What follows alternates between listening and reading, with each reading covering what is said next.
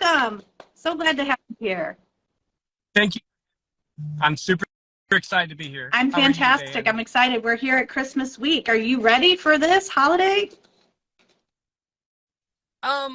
Starting to. It's funny you mentioned that time where you start to reflect and slow down, and I'm a very atypical driven type of person. But yesterday, my body just said, no, you need to stop. I literally spent most of the days in my pajamas, which I don't normally do. I went for one walk, and I just had time with myself and family, which was great. And I think that's something that we all definitely need to do. So thank you for bringing absolutely. that Well, up. especially as entrepreneurs, right? We feel like there's this constant need to hustle and do, and if not, then we're not. If we're not working on our business, if we're not dedicating time and energy, then we're somehow failing ourselves. And yet that the exact opposite is true as you and I continue to learn and grow from. What are your thoughts around the feeling of I constantly need to hustle in order to be productive? For years, that's what I did. Like, I was the grinder. I was the one that would work 12, 14 hours a day, make the calls, do all the stuff. And our good buddy, George Bryant, I ran into him about a year and a half ago. He's like, dude, you need to have time with yourself. You need to take time to slow down. And I'm like, no, I got to do. And all of a sudden, when I finally let myself do that and started doing stillness practices and walks and different things, my businesses started actually to grow more.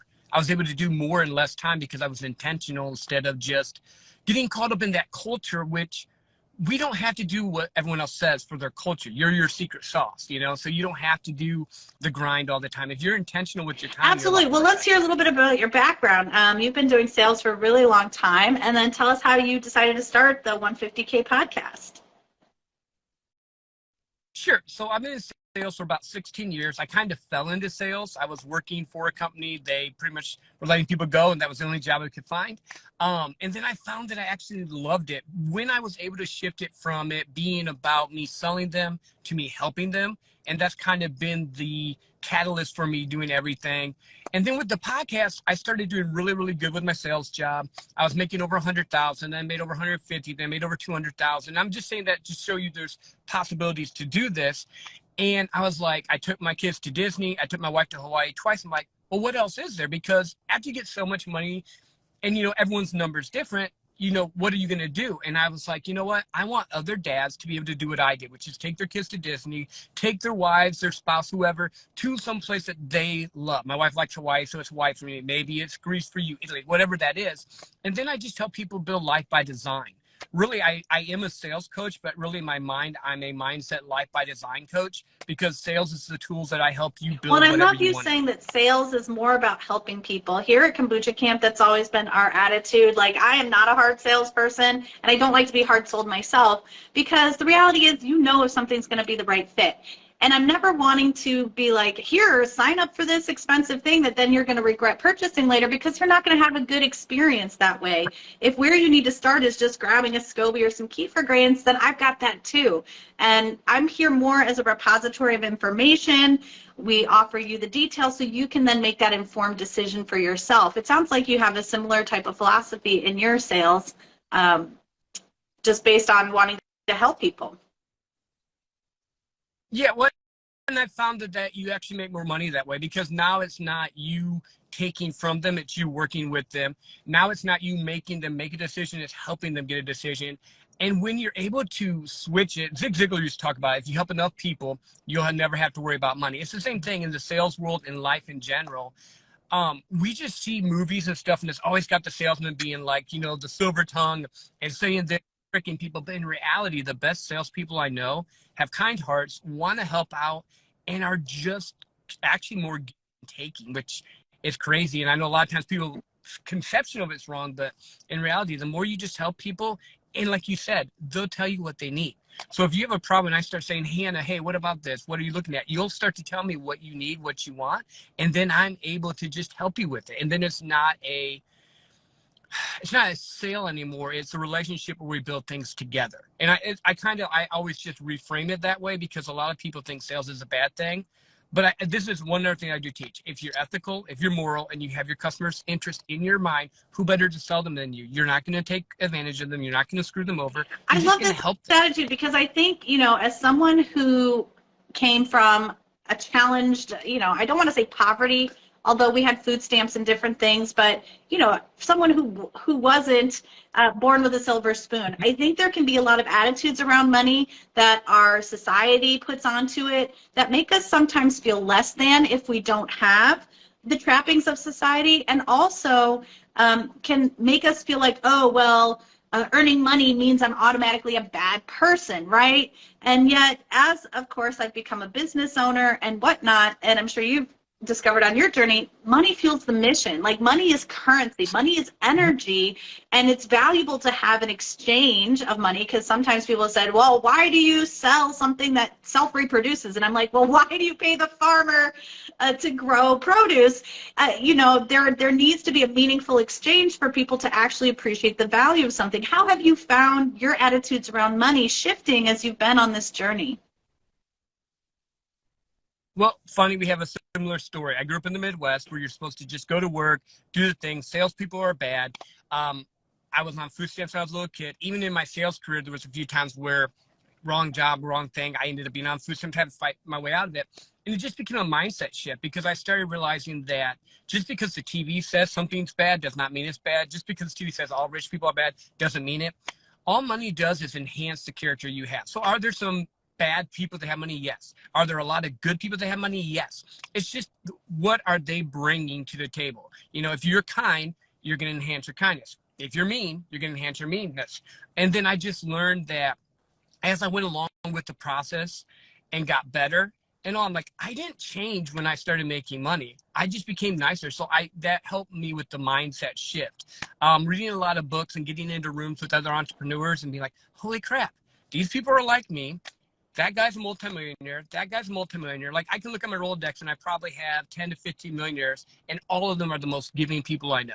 So for me, that helped me just change that. Because it can be challenging to get out of scarcity mindset. I know I certainly struggled with it earlier on, and it was through, for me, the modalities that worked for me was Kundalini yoga, prosperity meditations, and, you know, that was sort of freeing up old energy and, you know, sort of notions that came from maybe my ancestors about money that weren't actually true for me right now in this current moment.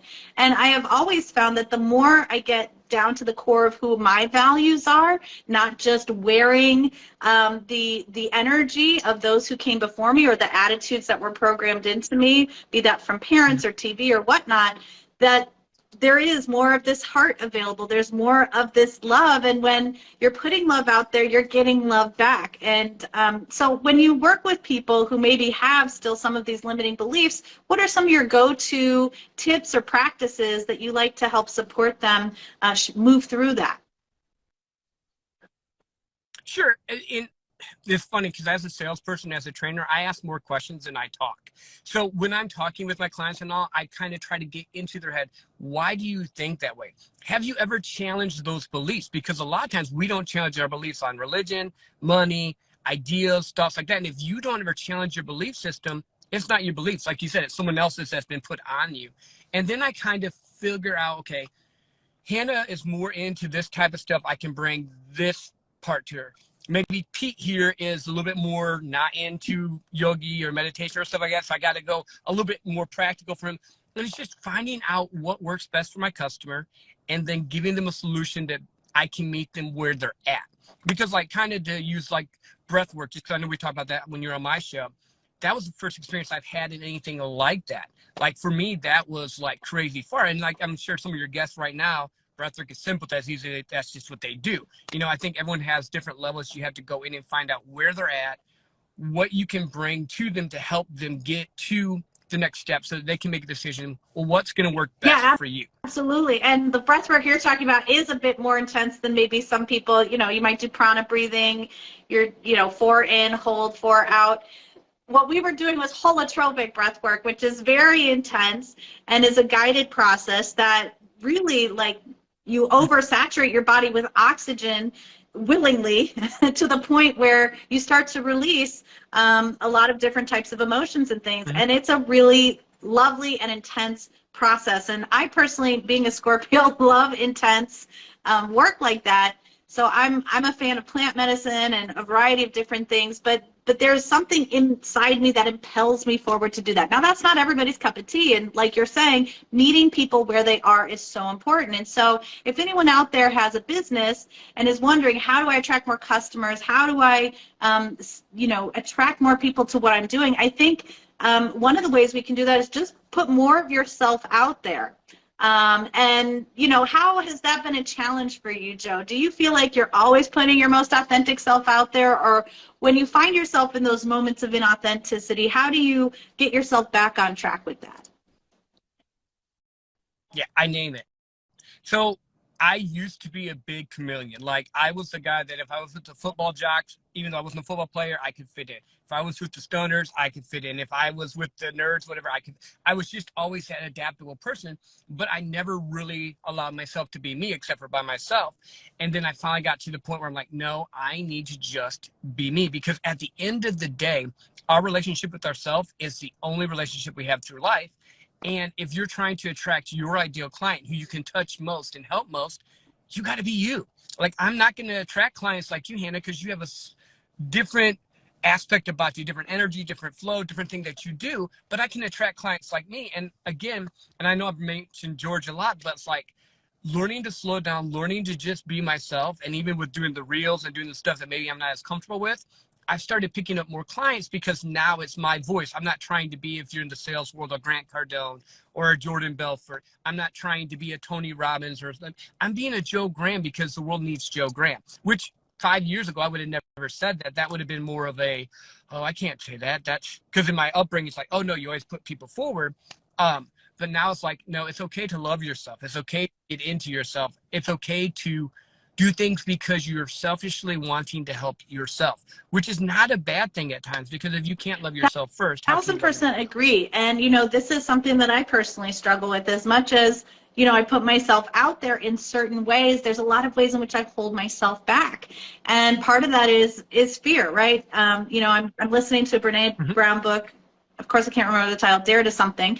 But she's talking about how vulnerability, we have this perception that vulnerable means weak, when in fact, every time someone has made the choice to be vulnerable, it's been an act of courage, because to put yourself out there, to put your heart, to put your true thoughts and mind out there, not knowing how people are going to respond, is that act of courage. And I continue to push myself to open up more, to share more of my true soul. My little songs are part of it. They're not always amazing, but I like to channel them and just see what comes through anyways. And I could say, oh, these are stupid and I'm not going to do them anymore, but there's something about that offering that really feels so good and nourishing to myself, that even if it doesn't end up as this perfect choreographed expression, it feels good to me to be able to tune in to myself and to share some of my heart through my voice, through my drum. And again, it's not perfect by any stretch of the imagination. What are some of the ways in which you started to show? And I love you talking about getting out of your comfort zone. It's something that I think is so important, because when we stay in comfort zone, we don't allow ourselves the opportunity to grow. So what are some of the ways in which you've started to push yourself out of your comfort zone? I heard reels. What else are you tapping into for yourself? I started the podcast a year and a half ago. That was a big way to jump out there. A lot of it comes down to putting myself in what I would feel is an uncomfortable spot. But a little caveat, and I forgot to mention this when I was talking about training people, is we're always afraid of what people think, but 90% of the time, people aren't thinking about us at all. So if they say no to you, it's not really a no personally. It's just a no now from whatever reason maybe they have, or a no now because they don't have the money, the time, or whatever to invest in themselves. So if you can get to the point of our job is to shine our light, to give off what we can, to help who we can, and who says yes, that's who's for us. Who says no right now, that's not for us, but they may come back later on. And I have people come back 2, 3, 4 years later because they had to build that trust and relationship. Now, to actually answer your question, because I know I went on a little side tangent there, I started out by doing reels and doing lives. I don't know if you know the Content is Profit guys, Luis and Fonzie. They did a 45-day live challenge, and I'm like, oh, you know what? I'm going to go on and do 45 days in a row. And this was like a year and a half ago, and I just literally would do a minute and a half to 5 minutes talking into the camera, which is really weird. In the beginning, I'm looking down at my face, and it's all weird, and you get better as you do it, but you just have to embrace the suck. You're not going to be perfect. When we first started walking, we weren't perfect. When we first tried a sport, we weren't perfect. When we first tried in music, we weren't perfect. But the more we do it, the more we get comfortable with it, the more authentic it becomes. It draws your people. And I really wanted to commend you because I topped on the live, you're doing your drum, and it helped relax me and get me centered and focused because, you know, life's already happened today. It's been a crazy weekend. My daughter had 2 performances. My wife had a performance. We did a bunch of stuff. So keep doing that. For me, that was great. I'm sure there's other people on here it was great for as well. But for me, that was just amazing to help me get centered. So thank you for that reflection. And I love what you're saying about we beat ourselves up. I don't know where this comes from. Is it society? Is it our upbringing? I have no idea where it comes, but there's this sense within the vast majority of people that if I'm not doing something perfectly, therefore it's not good enough. And therefore I'm not going to even try. Hey everybody, thank you so much for listening to this preview here on YouTube. If you'd like to hear the rest of this interview, along with other useful resources such as show notes, links, and special offers, we'd love to extend an invitation for you to join our Kombucha Kamp Plus Bubbles with Benefits member rewards program. By becoming a member, you'll earn bubbles with every Kombucha Kamp purchase for free products, and that's not all.